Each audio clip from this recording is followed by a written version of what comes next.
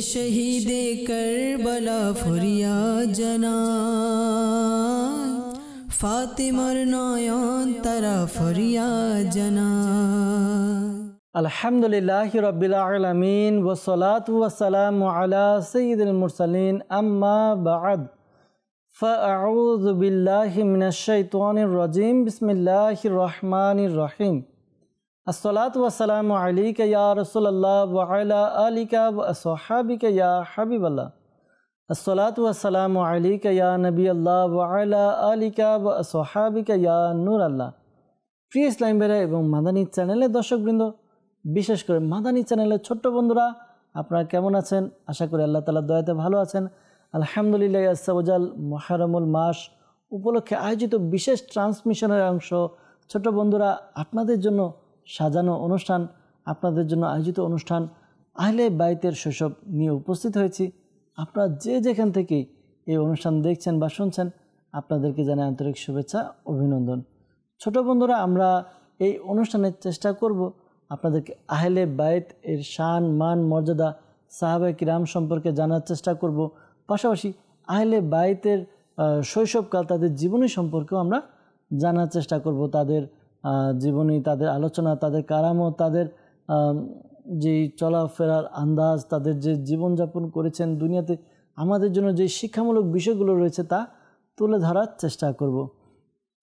ছোট বন্ধুরা, আসুন আমরা আলোচনার দিকে যাওয়ার পূর্বে আমাদের প্রিয় নবী রাসূল আরবি সরকারে দু আলম সাল্লাল্লাহু তাআলা আলাইহি ওয়া সাল্লামের উপর দুরুদে পাক পাঠ করার ফজিলত সম্পর্কে একটি হাদিসে মুবারাকা শ্রবণ করব। আল্লাহ তাআলার প্রিয় নবী, আল্লাহ তাআলা সর্বশেষ নবী রাহমাতুল লিল আলামিন শফিউল মুজনিবিন সাল্লাল্লাহু তাআলা আলাইহি ওয়া সাল্লাম ইরশাদ ফরমান, কি ইরশাদ ফরমান? যে ব্যক্তি আমার উপর প্রতিদিন 1000 বার দুরুদে পাক পাঠ করবে, সে ততক্ষণ পর্যন্ত মৃত্যুবরণ করবে না যতক্ষণ না সে দুনিয়াতে থেকে জান্নাতে তার থাকার জায়গা দেখে না নেয়। সুবহানাল্লাহ, সুবহানাল্লাহ। ছোট বন্ধুরা, দুরুদে পাক পাঠ করা কেমন ফজিলত, কেমন বরকত রয়েছে যে আমরা দুরুদে পাক পাঠ করব, নিজের সময়কে কাজে লাগাবো, আর আমরা কি করব? জান্নাতের মধ্যে থাকার ব্যবস্থা পেয়ে যাব। তো বাস্তবিকই দুরুদে পাক পাঠ করার অসংখ্য ফজিলত, বরকত রয়েছে, দুনিয়াতে পাওয়া যায়, আখিরাতেও পাওয়া যায়। জি হ্যাঁ, তো আসুন আমরা নিয়ত করে নিই যে আমাদের সময়কে আমরা কাজে লাগাবো, আমাদের সময়কে অহেতুক অযথা না খরচ করে বরঞ্চ আমরা আমাদের প্রিয় নবী সাল্লাল্লাহু আলাইহি সাল্লামের উপর দুরুদে পাক পাঠ করার অভ্যাসের মধ্যে অভ্যাস গড়ে নেব, পাশাপাশি দুরুদে পাক পাঠ করে আমাদের সময়কে অতিবাহিত করব ইনশাআল্লাহ তাআলা। তো আসুন আমরা দুরুদে পাক পাঠ করে নিই। সাল্লু আলাল হাবিব সাল্লাল্লাহু তাআলা আলা মুহাম্মদ সাল্লাল্লাহু তাআলা আলাইহি ওয়াসাল্লাম। ছোট বন্ধুরা, দুরুদে পাক এমন একটি আমল যে আমল করার দ্বারা মানুষ নেকি অর্জন করে, তার বিপদ আপদ বালা মুসিবত দূর হয়ে যায়। সুবহানাল্লাহ। তো ইনশাআল্লাহ তাআলা দুরুদে পাক পাঠ করা অভ্যাস গড়ে তুলব। আর ছোট বন্ধুরা, আমরা আজকে আহলে বাইতে শান ও মান মর্যাদা সম্পর্কে শুনব এবং তাদের জীবনী সম্পর্কে আমরা জানার চেষ্টা করব। আমরা গত পর্বে জেনেছিলাম আহলে বাইত কাদেরকে বলা হয়, জেনেছিলাম। ছোট বন্ধুরা, আপনারাও শুনেছেন। তো আজকে আহলে বাইতের মর্যাদা সম্পর্কে কিছু শ্রবণ করব। মুমিনের জন্য আবশ্যক যে সে প্রিয় নবী সাল্লাল্লাহু আলাইহি সাল্লামের যারা পরিবার পরিজন রয়েছে, আহলে বাইত রয়েছে, তাদের প্রতি ভালোবাসা পোষণ করবে। আর হ্যাঁ, যারা আহলে বাইতকে ভালোবাসবে তারা এবং তাদের সাথে আমাদের কী করবে? বন্ধুত্ব স্থাপন করতে হবে। যারা আহলে বাইতকে ভালোবাসে না তাদেরকে ভালোবাসা যাবে না। আর কেননা প্রিয় নবী সাল্লাল্লাহু আলাইহি সাল্লামের ভালোবাসা, আহলে বাইতের ভালোবাসা, এটা হচ্ছে ঈমানের দাবি। আল্লাহ রাব্বুল আলামিন প্রিয় নবী সাল্লাল্লাহু আলাইহি সাল্লামের ভালোবাসাকে আবশ্যক করেছেন। আর আমাদের প্রিয় নবী সাল্লাল্লাহু আলাইহি সাল্লাম আহলে বাইতের প্রতি ভালোবাসা আমাদের জন্য আবশ্যক করেছেন। আহলে বাইত এর ভালোবাসা আমাদের জন্য অনেক কল্যাণকর। যেমন আহলে বাইত এর প্রতি ভালোবাসা পরিপূর্ণ ঈমানের একটি নিদর্শন। আহলে বাইতের ভালোবাসা জান্নাতে প্রবেশের মাধ্যম। আহলে বাইতের ভালোবাসা দোজখ থেকে রক্ষা করবে। আহলে বাইতের ভালোবাসা ইশকে রাসূলের দাবি, আহলে বাইতের ভালোবাসা কবর ও আখিরাতে কাজে আসবে। আহলে বাইতের ভালোবাসা তাদের চরিত্র অনুসরণের মানসিকতা প্রদান করে। আহলে বাইতের ভালোবাসা আল্লাহ পাক ও দয়ালু আকা সাল্লাল্লাহু আলাইহি সাল্লামের সন্তুষ্টি অর্জনের মাধ্যম। আহলে বাইতের ভালোবাসা এর মাধ্যমে আল্লাহ পাক ও প্রিয় নবী সাল্লাল্লাহু আলাইহি সাল্লামের ভালোবাসা নসিব হয়। আহলে বাইতের ভালোবাসা দুনিয়া ও আখিরাতের অসংখ্য কল্যাণ প্রাপ্তির মাধ্যম। তাছাড়া আহলে বাইতের প্রতি ভালোবাসা প্রিয় নবী সাল্লাল্লাহু আলাইহি ওয়াসাল্লামের শাফাআত অর্জনেরও মাধ্যম। সুবহানাল্লাহ, সুবহানাল্লাহ। নবী করিম রউফুর রহিম সাল্লাল্লাহু আলাইহি ওয়াসাল্লাম ইরশাদ ফরমান, যে ব্যক্তি ওসিলা অর্জন করতে চায় এবং এটাও চায় যে আমার দরবারে তার কোনো খেদমত হোক, যার কারণে কিয়ামতের দিন তার শাফাআত করি, তবে তার উচিত আহলে বাইতের খিদমত করা এবং তাদেরকে খুশি করা। সুবহানাল্লাহ, সুবহানাল্লাহ। চিন্তা করুন একটু, কীরূপ সৌভাগ্যবান মুসলমান ওই ব্যক্তি যে প্রিয় নবী সাল্লাল্লাহু আলাইহি সাল্লামের পরিবারবর্গের খুশির উপলক্ষ হয় এবং এই কারণেই সে রাসূল আকরাম সাল্লাল্লাহু আলাইহি সাল্লামের শাফাআতের আশাবাদী হয়ে যায়। আর দুর্ভাগা সে যে আহলে বাইতকে ভালোবাসে না এবং তাদেরকে গুরুত্ব দেয় না, তাদের প্রতি শত্রুতা পোষণ করে। আল্লাহ তাআলা আমাদেরকে আহলে বাইতের প্রতি ভালোবাসা সৃষ্টি করার এবং আহলে বাইতের প্রতি ভালোবাসা বৃদ্ধি করার তৌফিক দান করুক।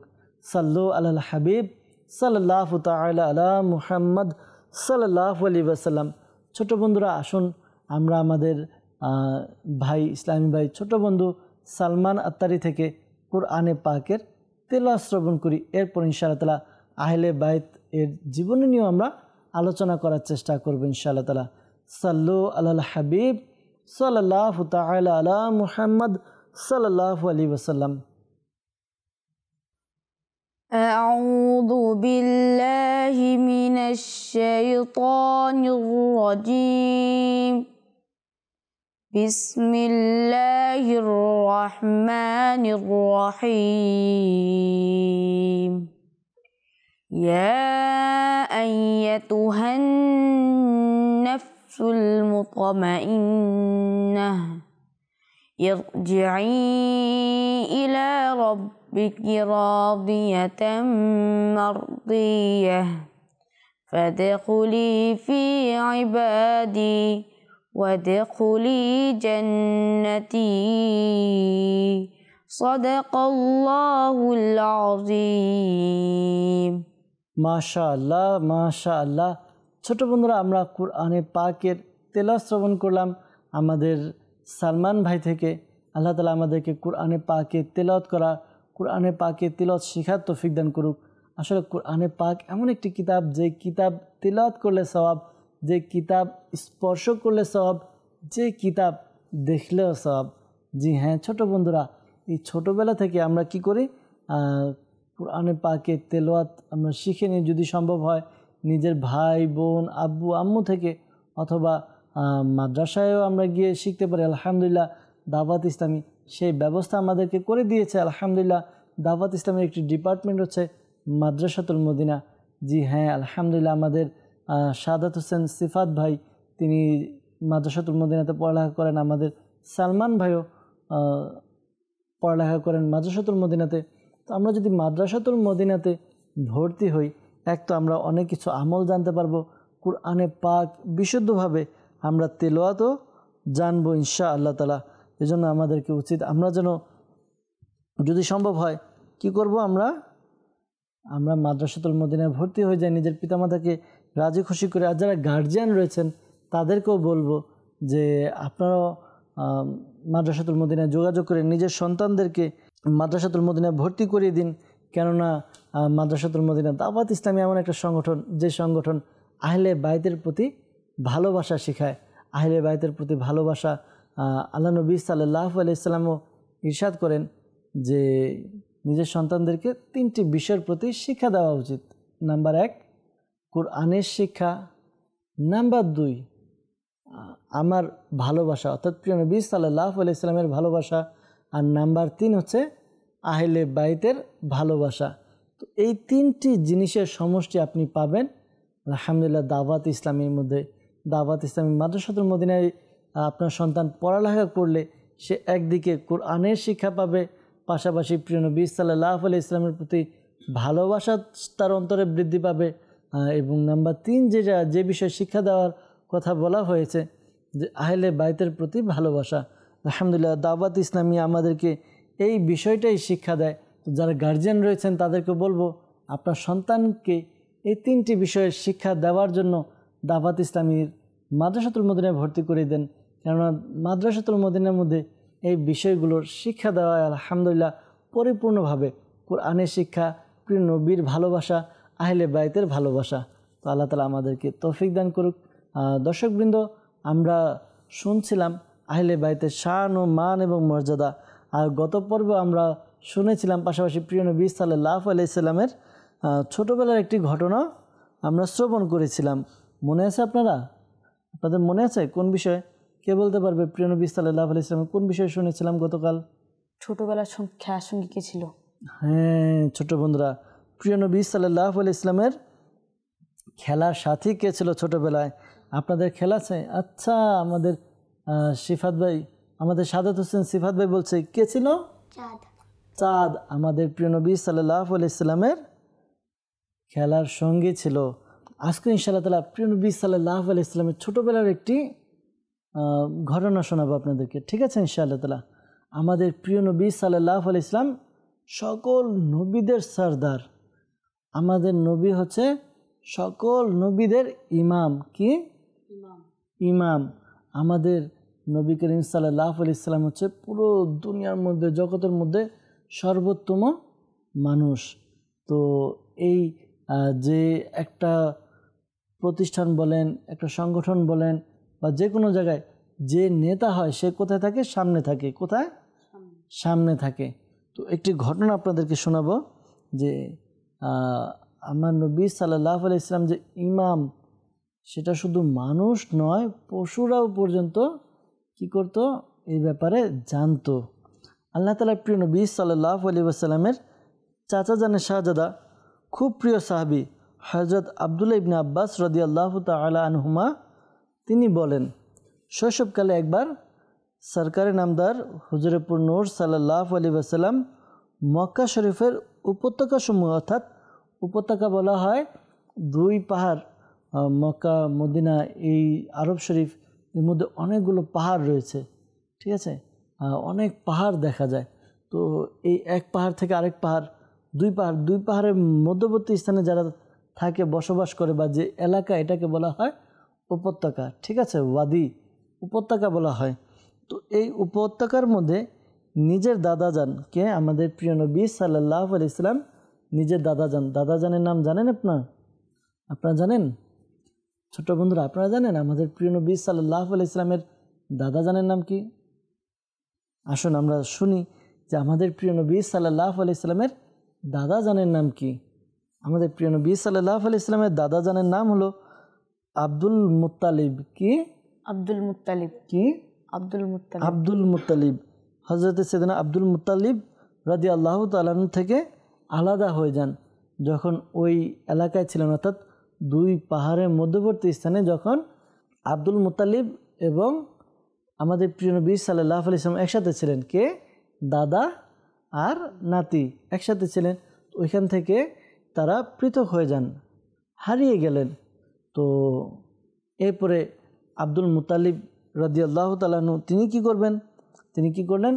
নিজের শহরে চলে আসলেন, মক্কা শরীফে চলে আসলেন। কাবা শরীফ দেখেছেন আপনি?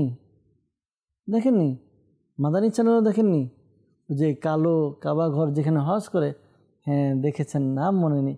এই কাবা শরীফের গিলাপ ধরে, কাবা শরীফ জড়িয়ে ধরে কি করলেন? কান্না করতে লাগলেন যে প্রিয় নবী সাল্লাল্লাহু আলাইহি সাল্লামের সন্ধান যেন পাওয়া যায়, এই জন্য কান্নাকাটি করে দোয়া করতে লাগলেন। তো এরই মধ্যে আবু জাহেলের নাম শুনেছেন? আবু জাহেল সে কি করতো? নবী করিম সাল্লাল্লাহু আলাইহি সাল্লামের বিরোধিতা করত। আবু জাহেল সে একটি উটনির উপর আরোহণ করে নিজের ছাগল পালগুলোর থেকে ফিরে আসছিল। আবু জাহেল সে কী করলো, ওই ছাগলগুলো নিয়ে গিয়েছিল, তো সেখান থেকে ফিরছিল উটে করে, কিসে করে, উট, ঠিক আছে, উটনের উপরে আরোহণ করে ফিরে আসছিল। সে আমাদের প্রিয় নবী হুজুরে পুর নূর সাল্লাল্লাহু আলাইহি সাল্লামকে পথের মধ্যে দেখতে পেল।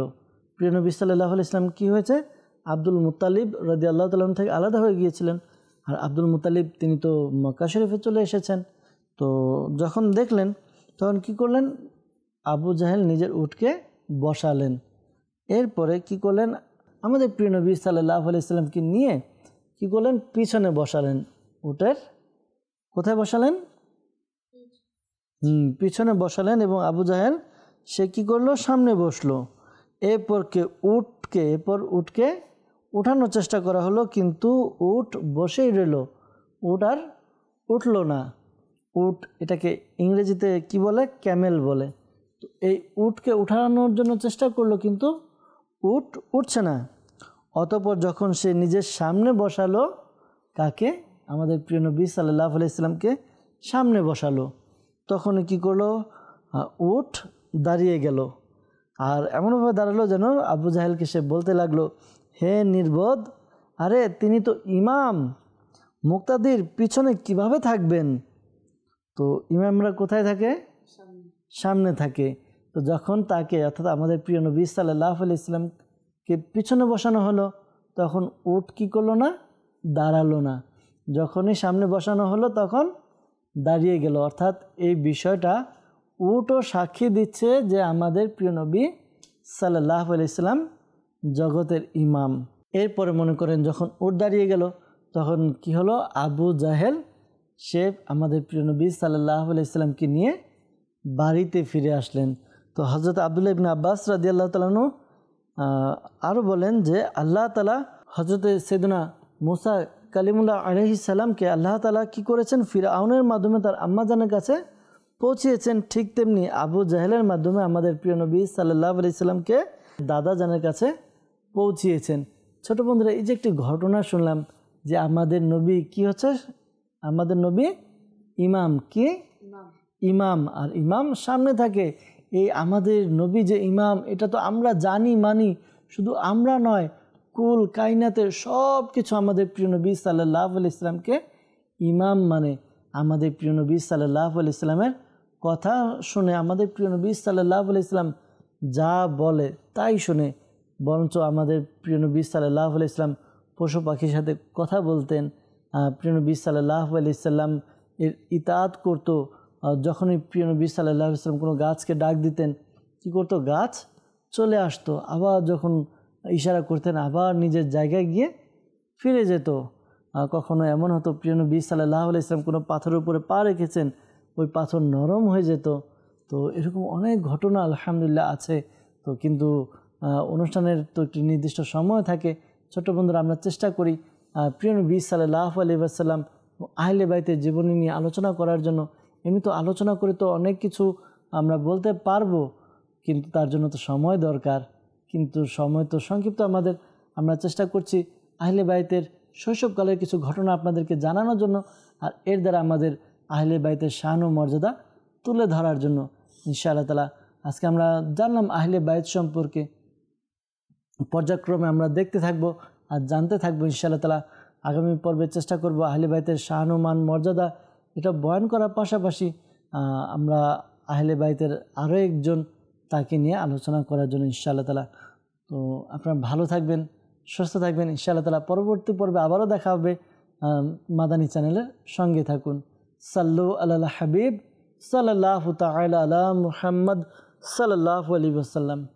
হে শহীদে কারবালা ফরিয়াদ জানাই, ফাতিমার নয়ন তারা ফরিয়াদ জানাই।